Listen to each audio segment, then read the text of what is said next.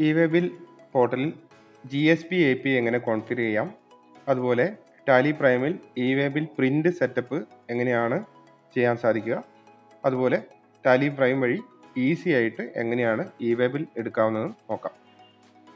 ഇ-വേ bill portal login ചെയ്ത ശേഷം registration എന്നുള്ള ടാബിൽ ക്ലിക്ക് ചെയ്യുക. ശേഷം GSP സെലക്ട് ചെയ്യുക.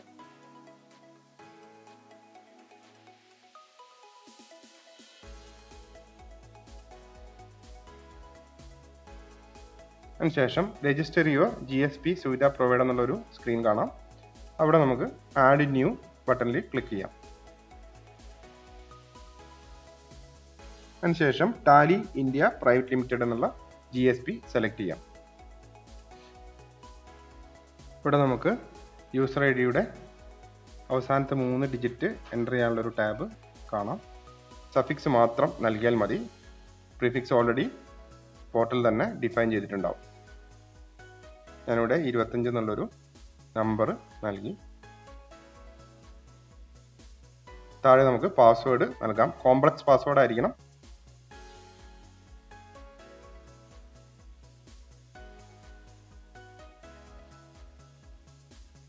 പതിനഞ്ച് അക്ഷരത്തിൽ കൂടാനും പാടില്ല.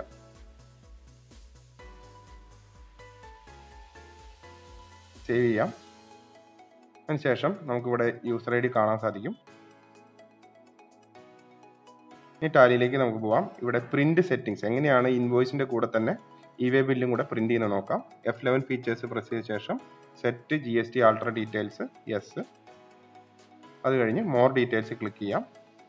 Show more button. അത് കഴിഞ്ഞ് ഇ-വേ ബിൽ എന്നുള്ളൊരു ടാബിൽ എൻ്റർ ചെയ്യാം. ഇവിടെ നമുക്ക് ലാസ്റ്റ് സ്ക്രീനിൽ കാണാം പാർട്ട് ഇ-വേ ബിൽ ഡീറ്റെയിൽസ്. അവിടെ യെസ് കൊടുക്കാം. സേവ് ചെയ്യാം. ഇനി നമുക്കൊരു ഇൻവോയ്സ് ജനറേറ്റ് ചെയ്ത് നോക്കാം.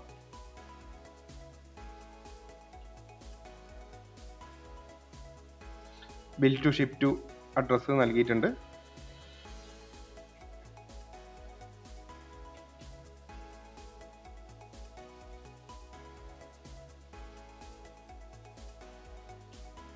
Provide GST details yes. Consignee consignor pin code നിർബന്ധമായിട്ട് എൻ്റർ ചെയ്യണം. ഇവിടെ നമുക്ക് pin to pin distance blank ആയിട്ട് തന്നെ ലീവ് ചെയ്യാം.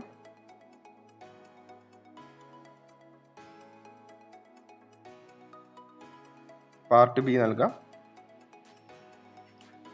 വാഹനത്തിൻ്റെ നമ്പർ നൽകാം.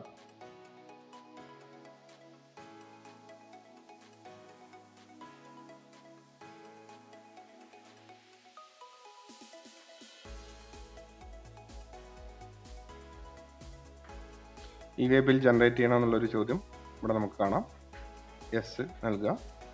യൂസർ ഐ ഡിയും പാസ്വേഡും നേരത്തെ ക്രിയേറ്റ് ചെയ്ത് വെച്ചത് എൻ്റർ ചെയ്യാം. പിൻ ടു പിൻ ഡിസ്റ്റൻസ് ഒക്കെ ടാലി തന്നെ ഓട്ടോമാറ്റിക്കായിട്ട് പിക്ക് ചെയ്തിട്ടുണ്ട്.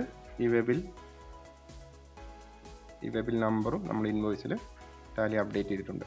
നമുക്ക് അതൊന്ന് പ്രിവ്യൂ കാണാം.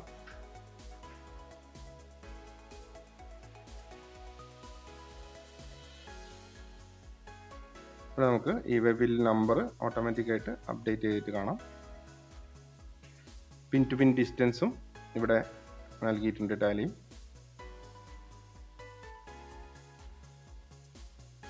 പ്രിന്റ് പ്രിവ്യൂ ഒന്ന് എടുത്ത് നോക്കാം.